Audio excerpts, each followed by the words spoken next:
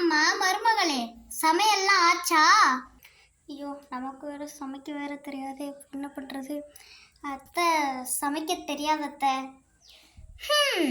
இந்த காலத்துல இருக்க பிள்ளைகளுக்கெல்லாம் சமையலை பத்தி ஒன்றும் தெரியதில்ல. அந்த காலத்துலலாம் நாங்களாம் சரிங்க அத்தை, அப்ப நான் வரேன். இருடி, கேட்டுட்டு போ. அந்த காலத்துலலாம் நாங்க 10 பேருக்கு சமைச்சு போடுவோம், தெரியுமா? இல்லையே, உங்க மகன் கிட்ட கேட்டதுக்கு நீங்க 3 பேர் இருந்தீங்கன்னு சொன்னாங்க. மருமகளே, உனக்கு சமையல் ரெடி, போ போய் சாப்பிடு. என்ன சமையல் அத்தை?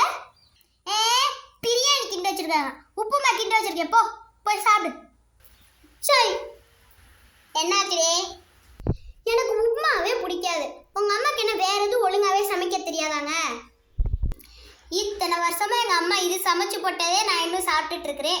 சீக்கிரமா நீ சமையலை கத்துக்கிட்டு நம்ம விதவிதமா சமைச்சு சாப்பிடலாம்.